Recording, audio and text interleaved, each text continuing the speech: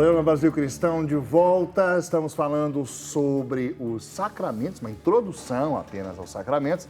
E nós já temos aqui algumas participações pelo WhatsApp, Drique Padre. Vamos dar uma olhada? Vamos ver. Onde estão? Cadê? Mostra lá. Opa! Luiz Carlos Nascimento. Olá, Drique Fernandes. Sinceramente, eu sou sócio dessa rede há anos e através do programa Eclésia e deste que vocês apresentam, minha fé aumentou. E tenho muita alegria em ser ouvinte desta TV. Louvado seja Deus. Deus seja louvado. A Lúcia Maria dos Santos, boa tarde, Drica, Fernando e Padre Douglas. Parabéns pelo programa Brasil Cristão. Cada dia mais profundo. Assisto todos os dias. É uma maravilha. Continuem assim. Que a paz de Jesus e o amor de Maria estejam sempre presentes na vida de vocês. Abraços, Lúcia Santos, Regeneração de Piauí, né? Tinha que ser Piauí. Isso aí. Maria da Conceição, um jovem de 21 anos não tem primeira comunhão e nem crismou. O que ele tem que fazer para seguir nos mandamentos de Deus em relação a isso? Maria de Bom Jesus da Lapa, na Bahia. Vamos responder, Maravilha de pergunta. E o Israel Barbosa, boa tarde, o programa está espetacular. Eu duvido alguém sair com dúvidas depois de assistir. Muito obrigado. Deus os abençoe, Israel e Rita de Jandira. Que legal, Jandira, que maravilha. Meus paroquianos. Olha, gente, padre, guarda a pergunta dele aí, tá? Sim. Só para te consolar, eu fiz primeira comunhão com 17 anos e me crismei aos 18 anos. Então, ainda dá tempo. Existe uma coisa que é sempre bom mencionar quando nós falamos de sacramentos. Sobretudo aqui no Brasil, países da América Latina. Nós que recebemos o catolicismo ibérico, né, de Portugal e Espanha, nós fomos colonizados tendo o catolicismo por religião de Estado, inclusive. O catolicismo foi religião oficial de Estado no Brasil até a proclamação da República, tá? No final do século XIX. Então, não é que faz tanto tempo assim. Isso tinha os seus benefícios, mas incrustou uma mentalidade, irmãos, que eu realmente acredito que já passou da hora da gente jogar fora essa mentalidade, porque ela não está ajudando na prática da igreja, na pastoral da igreja, mas eu entendo perfeitamente as razões dela, né? De onde ela vem. Que é a ideia de que todo mundo nasce católico, né? Então, o que faz um católico? O batismo. Batizou, é católico. Olha, calma lá. Nesses dias aí, logo após, né, domingo, ontem, esses dias após o falecimento de Dom Henrique, muitas pessoas têm postado, né, compartilhado vídeos dele. Ele sempre enfatizou isso, né, que a gente fica falando em reevangelizar os batizados. Não, é evangelizar do zero. Nunca foram evangelizados, muitos batizados. Então, quando você diz assim, né, um jovem tem 21 anos, aí ele não fez nem primeira comunhão e nem crisma. Então, provavelmente, pela pergunta, ele já seja batizado. O que ele tem que fazer? Primeira coisa, ele é convertido? É a primeira coisa que eu quero saber. Ele é convertido? Ele ama Nosso Senhor? Ele vive o Evangelho? Ele quer praticar os mandamentos? Até porque na pergunta tinha essa expressão, né? O que ele deve fazer, né, para viver aí nos mandamentos de Deus? Primeira coisa é amá-los. O que está em jogo é o quê? É receber os sacramentos? Mas ele vai à Santa Missa, ele é um filho da igreja, ele frequenta, ele serve a Deus. Porque se não for para viver esses sacramentos, né, espera. O direito canônico usa uma expressão, né, que é a igreja muito mãe, muito polida em algumas palavras. Diz-se assim que quando a pessoa não possui a fé da igreja nela, é bom que se adie o sacramento. É um jeito de dizer, não dê, né? Não jogue, vou usar palavras de Jesus no Evangelho, né? Pérolas aos porcos. Pessoas que não entendem o valor de uma coisa que é dada. Então, quando eu leio esse Evangelho das pérolas aos porcos, né? A figura que me vem é a do filho pródigo, que foi descobrir que fez mau negócio ao sair da casa do pai, quando estava na lama dos porcos. A primeira coisa que alguém precisa quando está na lama dos porcos não é pérola, é banho. Primeiro banho. Né? Tomar um belo banho de palavra de Deus, fazer uma experiência do Senhor. Pega aí um dos programas que nós fizemos sobre batismo no Espírito Santo. Exato. Que essa pessoa precisa, primeiro, é fazer com que o batismo que ela recebeu Seja a mova para pedir estes sacramentos. Ela tem que pedir. Tem muita mãe, né? Vou dar aqui fazer uma correção para os pais católicos. Se você não introduzir o seu filho na fé da igreja enquanto ele era pequeno, se ele já tem 20, 30, 40 anos, não queira fazer isso, porque não funciona mais. Então, às vezes, o filho tem 30 anos, não fez primeira comunhão, não crismou e a mãe fica teimando. Você sabia que se agora o seu filho começar a receber sacramentos por pressão sua, você implica em tornar ilícitos esses sacramentos? Quantos, por exemplo, filhos de pais católicos acabam casando-se, né, recebendo o sacramento do matrimônio por pressão dos pais, não sabem o que é casamento, não têm convicção interior do que é a matéria e a forma do sacramento, casam porque os pais obrigam, configurando com isso uma nulidade nesse matrimônio, porque ele não casou de livre e espontânea vontade. Ele casou porque a família pressionou, cobrou, obrigou, porque católico casa na igreja. Calma, o que é um católico?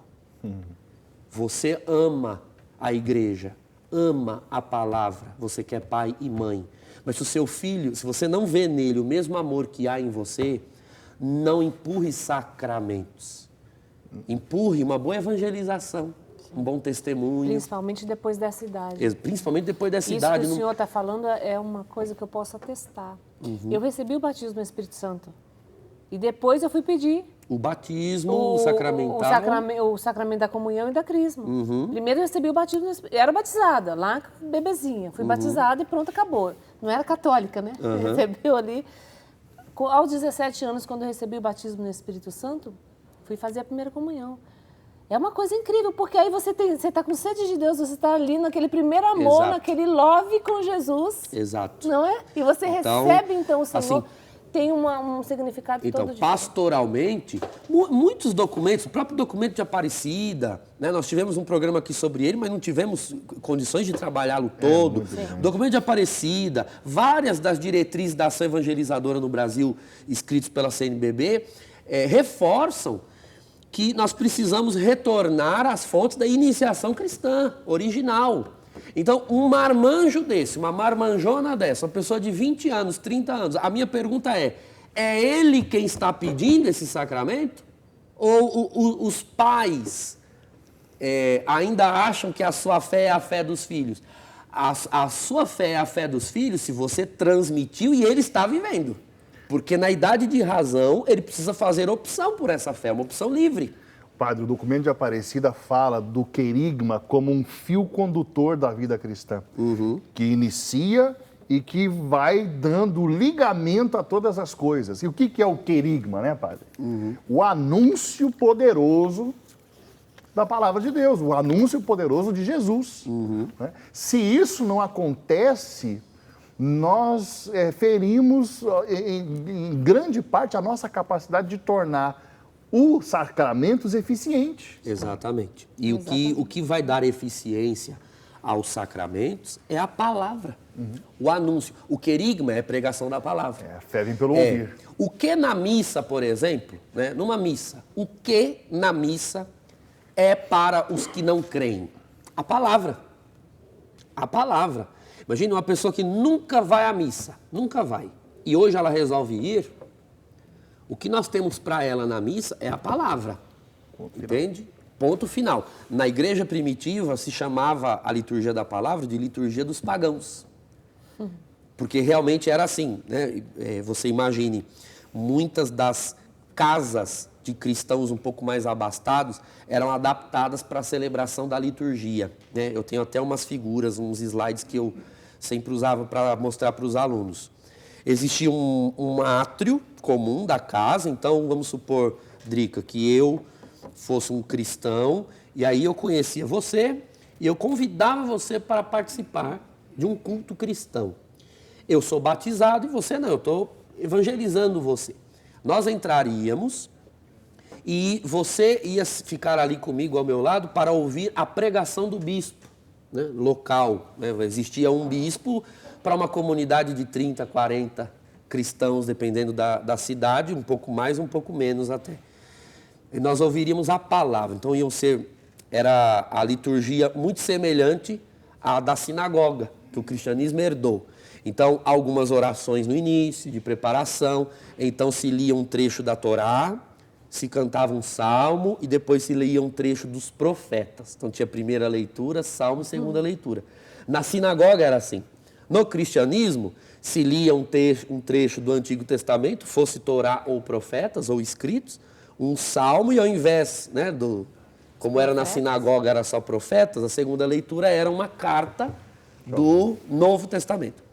E aí se proclamava um evangelho, era feita uma pregação. Após a pregação, eu que sou cristão, eu entrava para uma sala. E lá nesta sala só entravam batizados. Você, que eu trouxe como convidada, você iria para uma outra, ou às vezes até permanecia ali, no próprio átrio. E ali seriam feitos, para você, no caso, que não é batizado, portanto um gentil, uma pagã, seriam dadas mais pregações. Ia se falar mais um pouco do evangelho, uma coisa mais, né, um querigma. Enquanto eu, a portas fechadas, noutra sala, participaria da liturgia eucarística. A Eucaristia era só para quem era iniciado, passou por um processo. Eu já tinha passado pelo processo que você está passando. Agora, é claro que depois que se uniu os dois ritos numa única cerimônia corrida, isso começou a acontecer mais do século IV para frente, então todos passaram a ter acesso, ao menos visual, a todos os ritos. E, infelizmente, com o passar dos séculos, foi se caindo nesse costume, né? Então, se senta ali, se ouve a palavra, logo começa a liturgia eucarística e muitos vão entrar na fila, né, para receber o sacramento sem nem ter o discernimento da palavra, sob o pretexto de que recebeu a primeira Eucaristia. Mas eu costumo dizer assim, vou fazer uma comparação. Eucaristia, você receber Eucaristia, é mais ou menos, é uma comparação, viu gente, pelo amor de Deus. Analogia, não. É uma analogia. É como consórcio de carro. Você quer tirar o carro tendo pago só a primeira parcela do consórcio? E você quer ter o carro? Não. Se você não está em dia com todas as parcelas, você não tem o direito de ser contemplado. Então a pessoa fez a primeira Eucaristia num domingo. No domingo seguinte, ela já faltou. E no outro, e no outro, e no outro. Opa, é aí fé no católica. Natal ela foi. É fé católica de que faltar a missa ao domingo é um pecado grave. A pessoa recebeu a primeira Eucaristia, daqui a um ano ela volta e ela entra na fila da comunhão porque recebeu a primeira? Está errado. A primeira Eucaristia não é uma habilitação para a comunhão. A primeira Eucaristia é a primeira Eucaristia. É sinal de que você foi preparado e a igreja reconhece que agora você está pronto para passar a comungar. Então não é um diploma, é o início de uma vida com Cristo. Onde está essa vida com Cristo? Que vida com Cristo é essa que não lhe trouxe a Santa Missa no domingo seguinte e no outro e no outro? Entende? Então, nesse tempo de pandemia que nós estamos vivendo, isso serviu de boa triagem. Muitas pessoas não sentem a menor falta na missa. Então, se você Padre, não sente a menor falta... tem gente que já está dizendo o seguinte, olha a gravidade do que estamos vivendo. Tem gente que já está dizendo o seguinte, o padre começou a celebrar porque em alguns lugares voltou a celebração da Santa Missa. A pessoa fala assim, mas eu já assisti.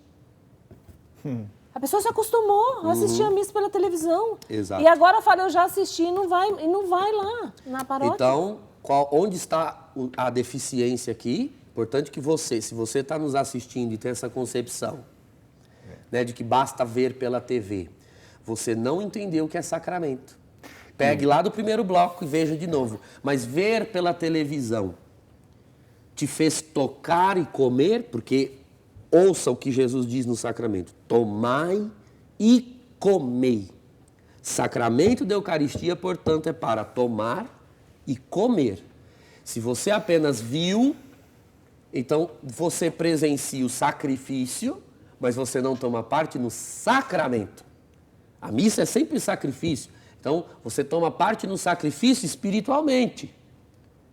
Mas e o sacramento? Tomar e comer. Desculpa, mas a Eucaristia não passa pelas ondas da televisão. Não vão chegar aí. Então, sacramento é isso. Ou confissão, que são os sacramentos da rotina, né, do cotidiano cristão. Na verdade, são Eucaristia e confissão. Quando nós falamos, receba o sacramento. Porque os outros ou são indeléveis, a unção dos enfermos é para certas ocasiões, e o matrimônio, a pessoa talvez, no máximo, vai receber uma ou duas vezes na sua vida, em alguns casos. Os sacramentos que nos sustentam são confissão e Eucaristia. Então agora as pessoas vão começar a pensar dessa forma, né? Eu assisto pela televisão e eu peço perdão diretamente para Deus. Então você já deixou a fé católica de lado, infelizmente. E é interessante a gente falar para você aqui o seguinte, olha, nós que estamos dizendo para você a necessidade de você ir para a casa de Deus, para a paróquia, nós somos uma TV, nós somos uma estação católica. Para nós é tão bom que você nos assista. A alegria do nosso coração é imensa. Nós estamos aqui para isso, para que você nos assista. Mas nós não substituímos, de modo algum, a missa que acontece na sua paróquia. Nós não substituímos. Nesse tempo de pandemia, nós temos prestado o serviço de dar a você a possibilidade de ter comunhão com o sacrifício de Nosso Senhor.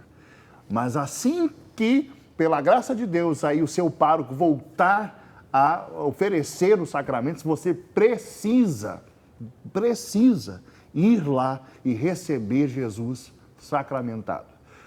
O próprio Senhor Jesus diz que quem come minha carne, bebe o meu sangue, este tem vida eterna. Uhum. Este permanece em mim. Tem uma pergunta com a gente agora, uma participação no nosso WhatsApp.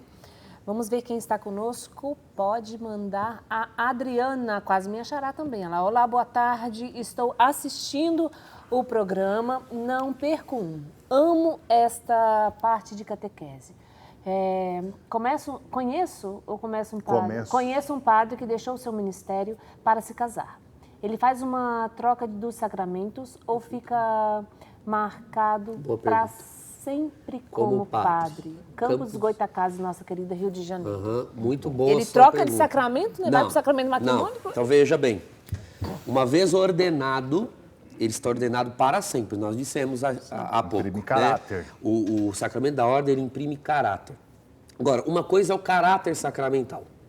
Outra coisa é a faculdade, né, atrelada a este poder, vamos usar a expressão poder, porque, embora não seja poder no sentido autoritário, né, o poder de Cristo é um poder que serve, mas é um poder. É poder. Ele recebe o poder, mas este poder, ele só realiza aquilo para que de fato ele ali está, se a igreja faculta. Entendeu? Uma outra comparação que eu vou usar. Aqui no Brasil, nós sabemos que uma pessoa pode ser bacharel em direito, mas se ela não tiver OAB, ela não pode advogar. Olha, então, o padre Douglas ele tem uma capacidade de criar analogias não, impressionante. Porque isso vem, é tão bom, padre. É porque vem na minha cabeça. O meu cérebro pega uns fios assim e eles se encostam. Muito então bom. eu lembrei disso, né? Uma pessoa, ela pode ter tudo, né? A pessoa que é bacharel em direito, ela tem o poder de advogar, mas ela não tem a faculdade. Quem faculta é a OAB. Ela pode saber a lei, né? De trás para frente, então, frente para trás. Comparativamente, um padre, ele tem o poder para consagrar as sagradas espécies e para perdoar pecados. Né? Este é o poder que ele tem. Agora, quem faculta a ele poder, né, conseguir usar esse poder é o bispo diocesano.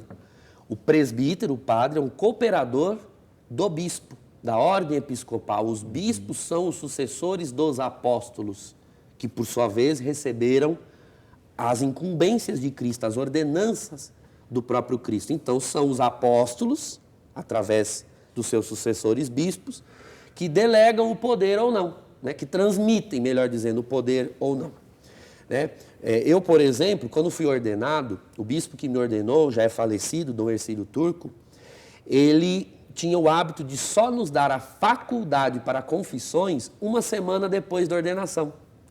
Então, é uma ideia estranha para as pessoas, mas, por exemplo, eu fui ordenado, no dia seguinte, algumas pessoas pediam para se confessar. Eu dizia, não posso. Isso é muito comum nas congregações religiosas. Nos Legionários de Cristo era muito comum. Os neo-sacerdotes ficavam um tempo sem poder ouvir confissões. Exatamente. Então eu dizia, não posso. Mas você foi ordenado. Mas o bispo ainda não me deu a faculdade. Ele não me facultou. Então, somente quando o bispo emitiu a faculdade, por escrito, e a minha teve até um problema lá na Cúria, que escreveram meu nome errado, e eu já tinha confissão marcada, porque ele já tinha falado que ia me facultar aquele dia. Eu liguei para o bispo. Dom Hercílio, pelo amor de Deus, tem confissão marcada. Aí pelo telefone ele, não, pode atender. Então, mas tem que ser dada diretamente pelo bispo. Mesmo, nem que seja oralmente, por telefone, ele facultou. Não, fique tranquilo, eu assinei o papel, mas ela imprimiu errado lá uma coisa e não pode ter erros nos documentos da Cúria. Então, eu vou assinar outro depois, mas pode confessar. Então, naquele momento, eu recebi a faculdade. Pois bem, se o padre deixou o ministério, o que acontece? Ele não perdeu o poder é indelével. Mas, ao deixar o ministério, ele entregou a faculdade e a igreja retirou.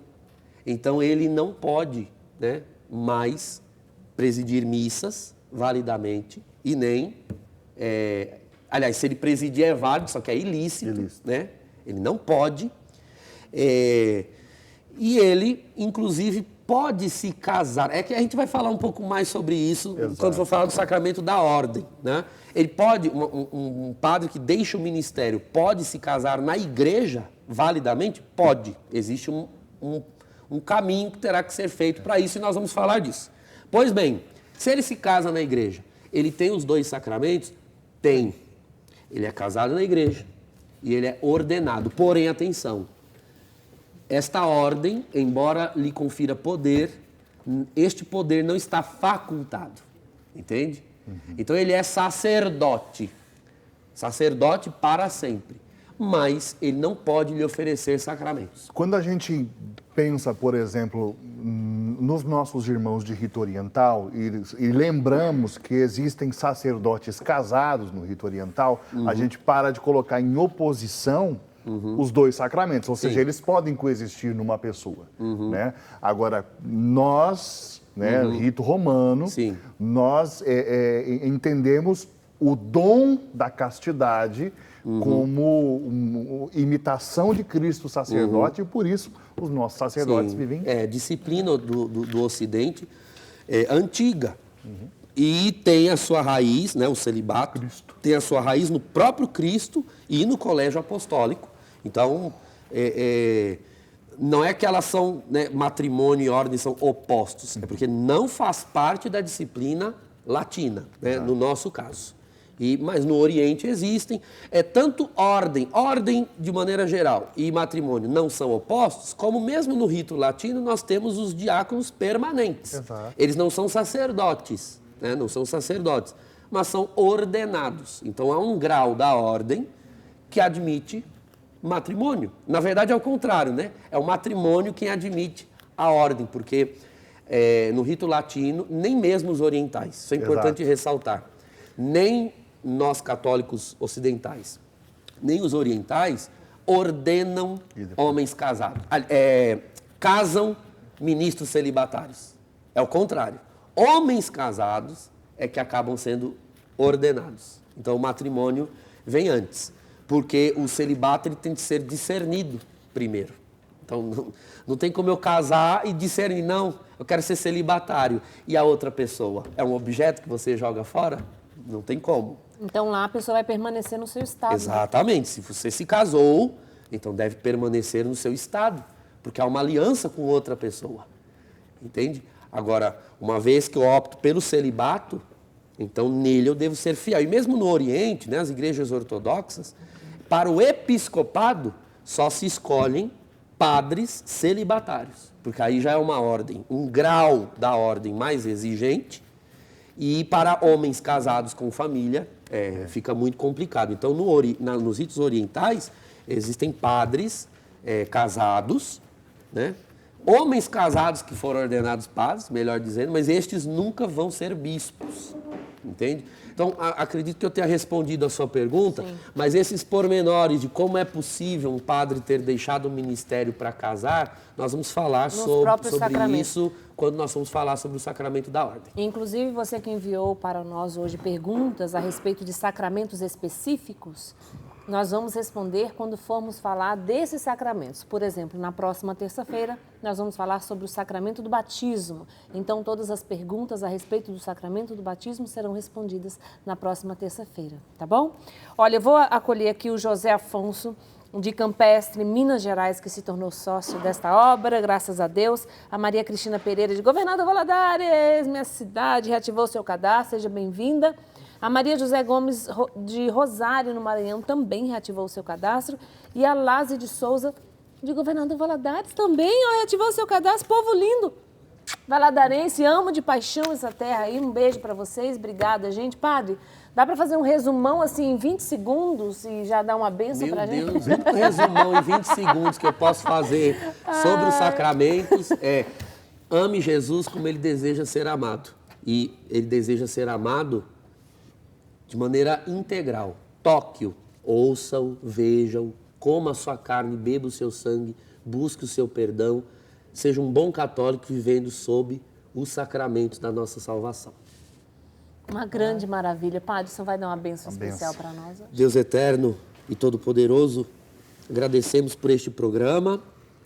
Pedimos, Senhor, que a vossa bênção edifique o amor em todos os vossos filhos e filhas aos sacramentos que por amor de nós nos destes por meio do teu Filho Jesus. Em nome do Pai, e do Filho, e do Espírito Santo. Amém. Amém. Amém. Graças a Deus. Amanhã, quarta-feira, nós voltamos, então, no programa Brasil Cristão, 3h10 da tarde, né, Fernando? Exatamente. Estaremos aqui. Estaremos aqui. Até lá, então. Beijo no coração de todo mundo. Tchau, tchau.